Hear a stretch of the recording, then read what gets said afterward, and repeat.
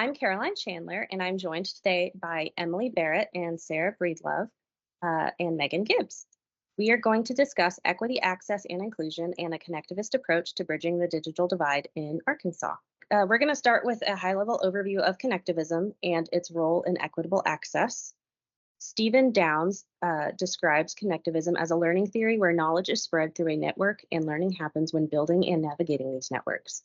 Connectivism is learner-centered and most successful when the network is diverse, autonomous, open, and interactive.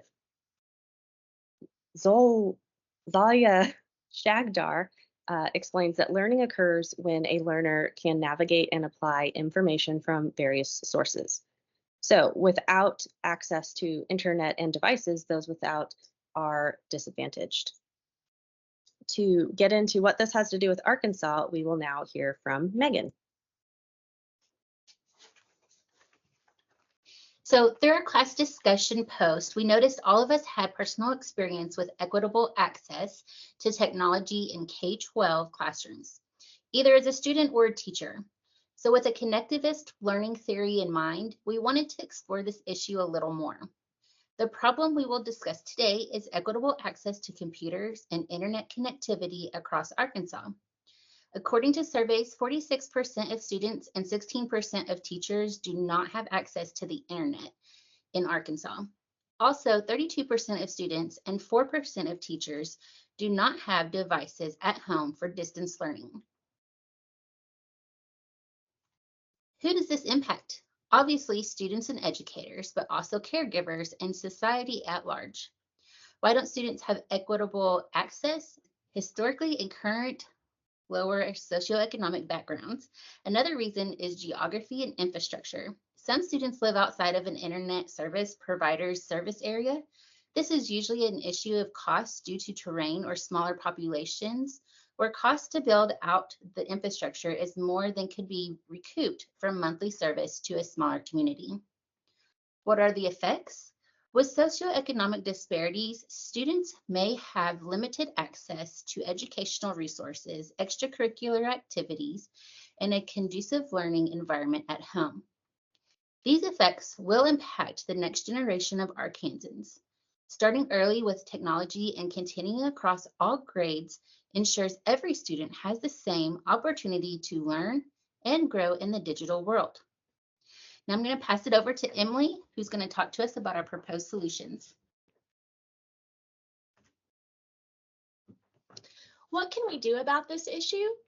Our team proposes to provide devices to K-12 students since learning may reside in people or non-human appliances. Access is essential to learning.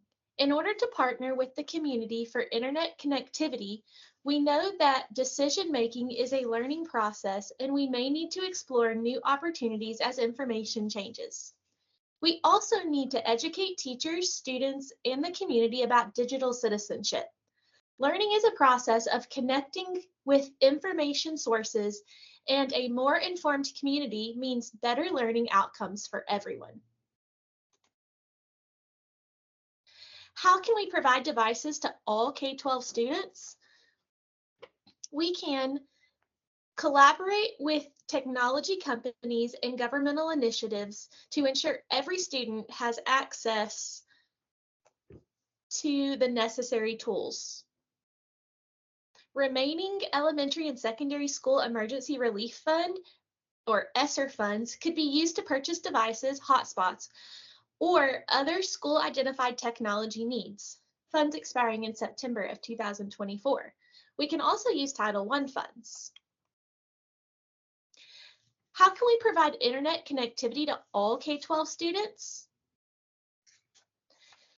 Since former Governor Asa Hutchison's initiative in 2019 to expand the broadband footprint in rural Arkansas communities, there have been several different programs that have been made available to families at a reduced rate.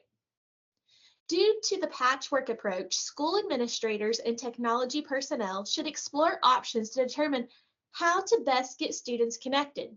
Some options include providing hotspots, Starlink satellite internet, exploring low-cost internet options for K-12 families, mobile learning labs, and some public schools are providing internet access in their homes. Implementing mobile learning labs equipped with digital services and internet connectivity to reach students in underserved areas, ensuring access to educational resources beyond the traditional classroom setting. Now, I'll pass it off to Caroline for another proposed solution.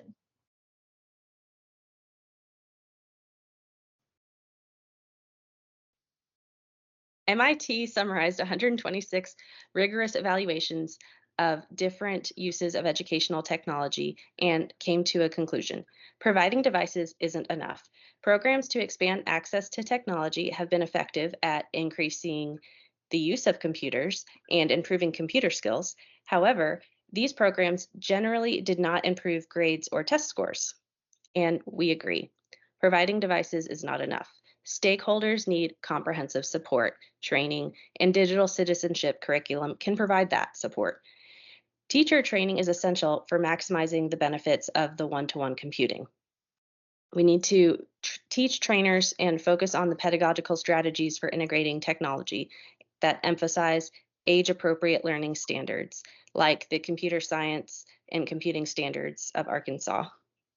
They also need ongoing technical support, continuous assistance that helps them address technical challenges as they integrate technology into their classrooms.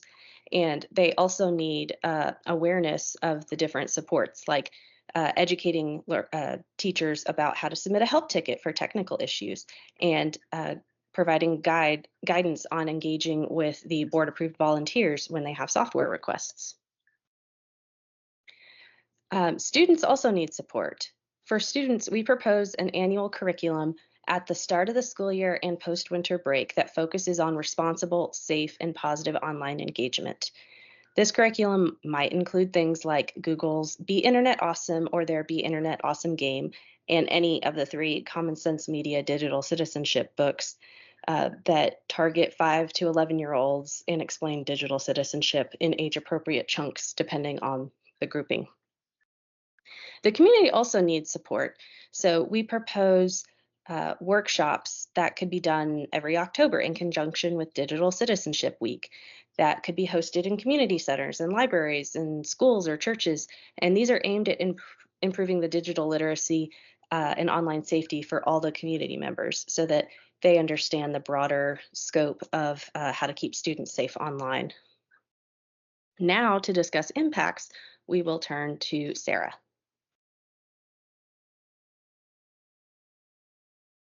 Connectivism emphasizes the importance of networks in learning. Our strategy extends beyond just providing underserved students with technology. We are also committed to empowering teachers and the community to enhance their proficient and responsible use of digital tools. This comprehensive support system ensures that the benefit of technology and education reach everyone, fostering a more inclusive and equitable learning environment. Addressing the digital divide is a challenging task that requires us to consider several factors. We need to determine the appropriate age for children to use technology, keep up with the rapidly advancing technology, and establish sustainable funding mechanisms. One critical aspect is ensuring the safe use of technology. As pointed out by Hubeck, data privacy and security are always concerns, and parents require guidance on setting limits for access in the home. To keep students safe, we need web filtering, email, and drive monitoring that mimics in-class filtering and monitoring to prevent unsupervised access. It is essential to address these concerns to implement our solution effectively. Despite the challenges, there are significant benefits in providing internet access and digital tools to underserved students. It helps to create a more engaged and motivated learning experience and builds a community of learners who are ready for the digital age. As Hubeck suggests, combining digital tools can help school districts offer comprehensive programs for students through digital devices. However, it may not be a complete solution for student engagement issues. This approach improves the educational experience, making it more interactive and dynamic.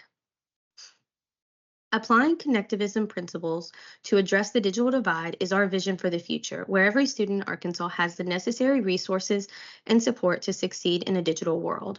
Our initiative is a major step towards creating a more equitable, accessible, and inclusive education system. Thank you for your attention. If you are interested in learning more, we would be happy to share this presentation and provide you with additional resources.